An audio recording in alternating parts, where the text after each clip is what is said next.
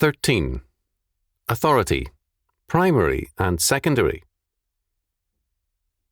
The word authority has been in disrepute for many generations.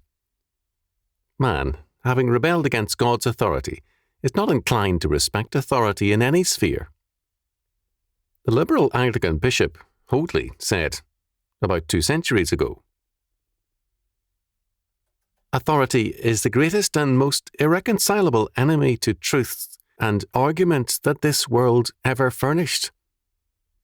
All the sophistry, all the colour of plausibility, all the artifice and cunning of the subtlest disputer in the world may be laid open and turned to the advantage of that very truth which they are designed to hide.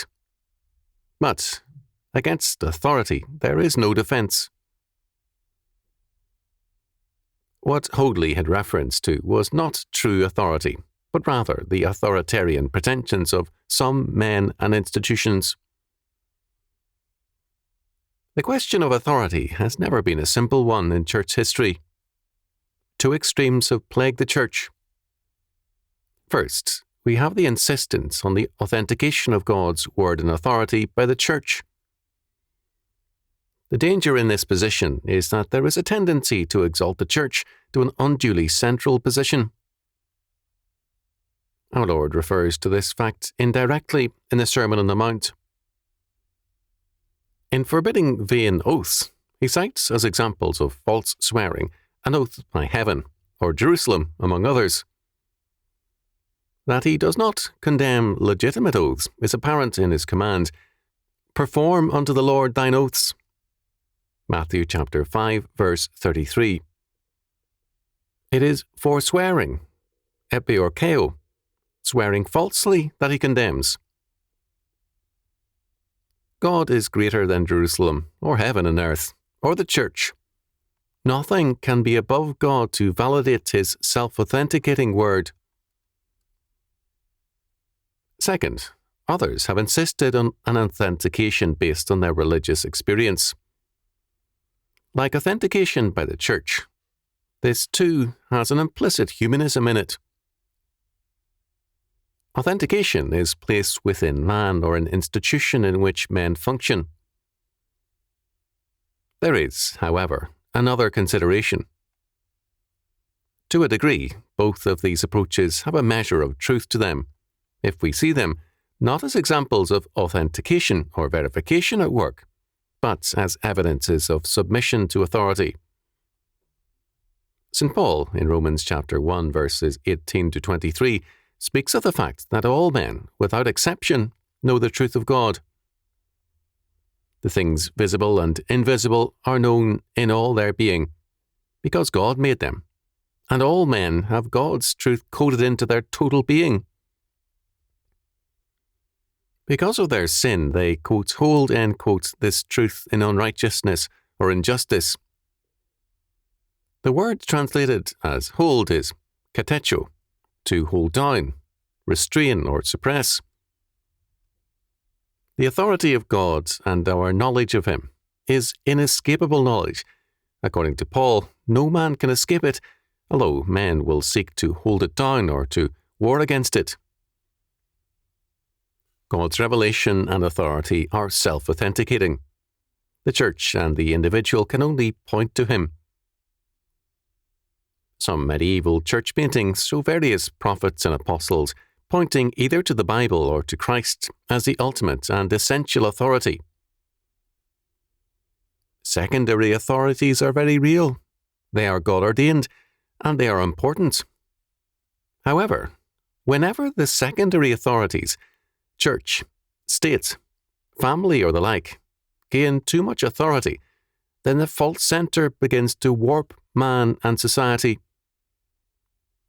Then, too, authority begins to break down, because the ultimate source of authority is not given the priority. Our Lord deals with this problem bluntly. Secondary authorities in his day were the traditions of the elders, and these had become, in practice, authoritative and governing over men. According to Matthew chapter 15, verses 1 to 9, Then came to Jesus scribes and Pharisees, which were of Jerusalem, saying, Why do thy disciples transgress the traditions of the elders? For they wash not their hands when they eat bread. But he answered and said unto them, Why do ye also transgress the commandment of God by your tradition? For God commanded, saying, Honour thy father and mother, and he that curseth father or mother, let him die the death. But ye say, Whosoever shall say to his father or his mother, It is a gift, by whatsoever thou mightest be profited by me, and honour not his father or his mother, he shall be free. Thus have ye made the commandment of God of none effect by your tradition. Ye hypocrites, well did Isaiah prophesy of you, saying, This people draweth nigh unto me with their mouth, and honoureth me with their lips, but their heart is far from me. But in vain do they worship me, teaching for doctrines the commandments of men. Our Lord calls this weight given to tradition a transgression of the commandment of God. It goes hand in hand with vain worship, and these men, while claiming to be near, were at a distance from God. Paul, in Galatians chapter 5, verse 4, declares that a trust in the Pharisaic belief in justification by law renders Christ's atonement of no effect for them. Again and again, our Lord strongly condemns this emphasis on tradition. According to the rabbis, their tradition came from an oral transmission of revealed truth by Moses. There was thus, for them, the written law and the oral law, tradition. For Roman Catholic theologians, a like view of tradition prevails. The source of tradition is held to be the oral teachings of Christ or the apostles, and the organ of tradition is a magisterium, or teaching authority. Protestants dislike the word tradition, but they have developed their own concepts of it. It is called Presbyterian law, the Baptist way, Lutheranism, Congregationalism, and so on. Like every doctrine of tradition, it is technically subordinate to Scripture, but, in practice, it is the day-by-day governing word. As a result, there is a conflict between the primary authority of the triune God and the secondary authorities of men. Thus, to go back to the Pharisees, Finkelstein wrote some years ago in their defense, believing them to be much maligned by the New Testament, he documents their faith and character in some detail. Clearly, as compared to others of their day, the Pharisees were morally superior to the Gentiles and to most Jews. They were a learned and zealous group of intellectuals and leaders. All the same, our Lord's condemnation was fully true. According to Finkelstein, the oral law or tradition was held by the Pharisees to be equally authoritative with the written law. Finkelstein thus gives us evidence of the problem. Elsewhere, we find stronger evidence in the sources. Pirkei Avot, the sayings of the Fathers, is a rich summation of Judaic wisdom. It is one of the 63 tractates of the Mishnah. It is both a pleasure to read and a sad document because of its Phariseeism. The chief rabbi of the British Empire in 1945 wrote a commentary to a new printing of Pirkei Avot. He noted that the word Torah meant not only the 5 books of Moses, the Pentateuch, but also the oral tradition and the whole body of religious truth, study and practice. He added, tradition is the key word in the Jewish religious system. Tradition has always had a crippling effect, in that it makes an appeal against authority more difficult. The appeal to God's inscriptured word is to a clear and written statement, whereas tradition is nebulous and harder to define. One reason for the rise and appeal of modernism in Judaism, Roman Catholicism, and Protestantism has been its revolt against tradition. God and His Word are the eternal present as well as the future, whereas tradition enshrines a nebulous past. The reliance of secondary authorities on tradition is a serious one.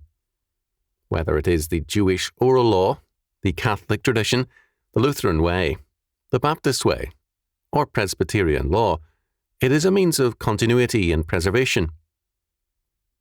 The essence of biblical faith, however, is continual reformation in terms of God's Word and Christ's commission. It is not without significance that the role of laymen in making reformation in the Church possible has been greatly neglected.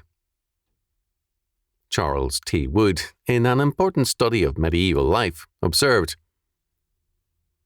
"Diverse in their origins as these movements for reform may have been, they displayed striking similarities, all of which shed light both on the problems and mentality of the age. Nearly every monastery, for example, owed its foundation or reformation not to the zeal of monks, but rather to the interest and encouragement of some lay patron, such as Duke William VI of Aquitaine, who granted Cluny's original charter. From the universality of this phenomenon, the extent to which the laity had succeeded in seizing control of the Church is apparent." Note that Wood speaks of the universality of this phenomenon, although we seldom read about this. Wood notes that reforming laymen did not retain control and authority over the abbeys they founded. Reform in the Church, Catholic, Protestant, or Orthodox, has often come from laymen, or from clergymen who break with secondary authorities in favour of a return to primary authority. This is true in other areas as well. In the world of the university, as well as professional schools, reform comes as a rebuke to an existing order. Civil governments have almost always been reformed very reluctantly and as a result of social pressures. Our age is an era of specialization and of, quote, experts, end quote. As a result, many men abdicate their responsibilities in many spheres to these elite experts.